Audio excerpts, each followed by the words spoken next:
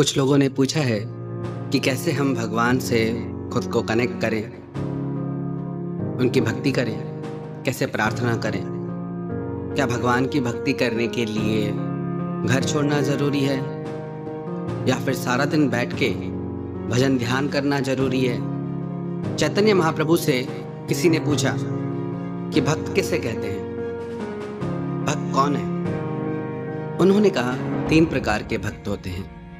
जिसने जिंदगी में एक बार भी भगवान को पुकारा है वो भी भक्त है। जो रोज पुकारते हैं वो भी भगवान के भक्त हैं। पर जो सारा दिन भगवान की यादों में डूबे रहते हैं वो भक्त सबसे श्रेष्ठ है। आप भले सारा दिन जप न करें, सारा दिन ध्यान न करें, 5 घंटे नहीं, 2 घंटे नहीं, 1 घंटा नहीं, सिर्फ 5 मिनट। जब रात को आप सोने लगे, सिर्फ 5 मिनट के लिए दिल से परमात्मा को याद करें, प्रार्थना करें कि धन्यवाद है तेरा परमात्मा कि जो कुछ भी तूने जिंदगी में दिया है उन सब के लिए धन्यवाद है तेरा। और जब सुबह उठें, सिर्फ 5 मिनट के लिए भगवान को दिल से धन्यवाद दे कि तूने फिर से एक नया दिन दिया मेरी जिंदगी में, फिर से मौका दिया कि मैं कुछ कर सकूं अपने जीवन में। कितनी गलतियां होती हैं हमसे जीवन में। मैं रोज गुनाह करता हूं, वो रोज बख्श देता है। मैं आदत से मजबूर हूं और वो रहमत से मशहूर है। हृदय से 5 मिनट की प्रार्थना भी आपके भीतर एक नई शक्ति भर देगी। आपके भीतर जीतने की एक नई ताकत आ जाएगी। दुखों से लड़ने की आपको नई ऊर्जा मिलेगी। एक बार भगवान से नारद ने पूछा कि आपका सबसे बड़ा भक्त कौन है? उसे लगा मैं सारा दिन नारायण नारायण करता हूं तो मुझसे बड़ा भक्त कौन होगा। भगवान उससे बोले कि एक किसान है, धरती पे रहता है, वो मेरा सबसे बड़ा भक्त है। नारद को सुन के आश्चर्य हुआ कि मुझसे बड़ा भक्त कौन हो सकता है। उसने सोचा जाके देखता हूं। जब उसने उस किसान की दिनचर्या देखी, सुबह को 1 माला भगवान के नाम की जप के अपने खेतों में काम करने चला जाता था। खेतों से लौटकर रात को अपने घर आकर सोते समय भगवान के नाम की फिर 1 माला जपता था। और सारा दिन कोई जप तप नहीं करता था, ईमानदारी से अपना जीवन जीता था, अपने माता पिता की सेवा करता था, अपनी पत्नी अपने बच्चों का लालन पालन करता था, किसी का दिल नहीं दुखाता था। तो नारद को आश्चर्य हुआ कि ये कैसे सबसे बड़ा भक्त हो सकता है। वो फिर भगवान के पास आया और भगवान से आके उसने सारी बात कही कि वो तो सिर्फ 1 माला जपता है और सारा दिन खेती करता है, वो आपका सबसे बड़ा भक्त कैसे हो सकता है?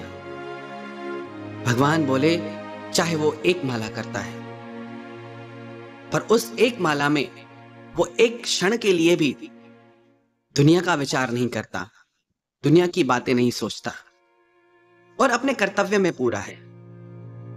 यदि हम भी सिर्फ 5 मिनट के लिए भगवान को हृदय से पुकारे, हृदय से पुकार करें, तो उस 5 मिनट की प्रार्थना का असर सारा दिन हमारे जीवन पे रहेगा।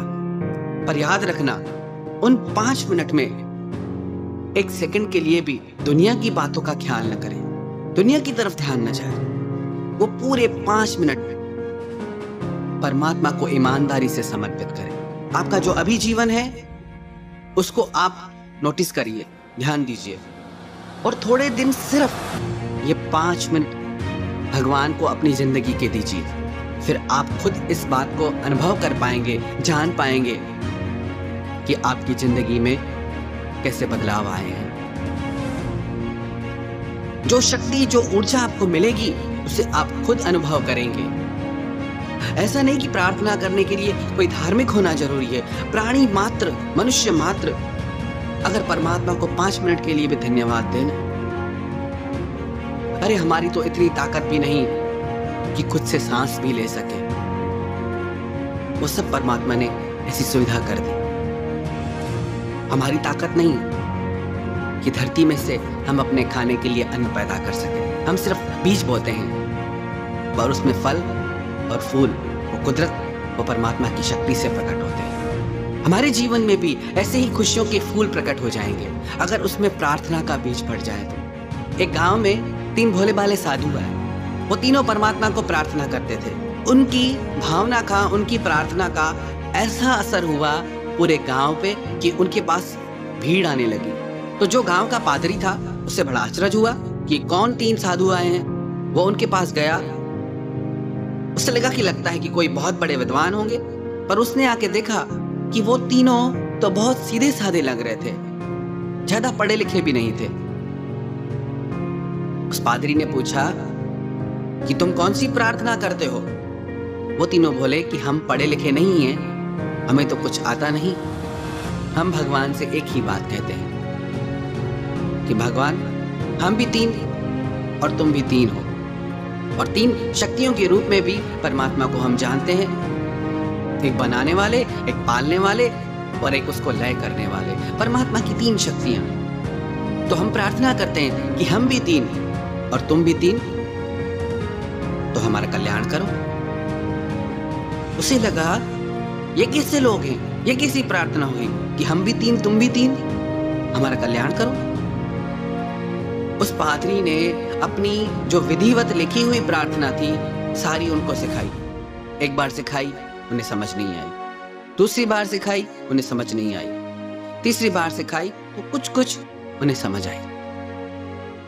ऐसे काफी देर तक सिखाने के बाद उसे लगा कि अब ये प्रार्थना सीख गए हैं। नदी के पार उसको जाना था।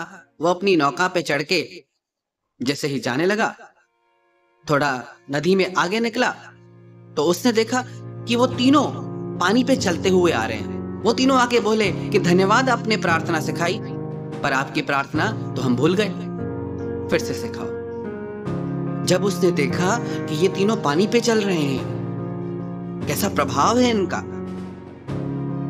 तो उसे एहसास हुआ मेरी शब्दों में लिखी प्रार्थना से भी इनकी सीधी सादी प्रार्थना में ज्यादा असर है।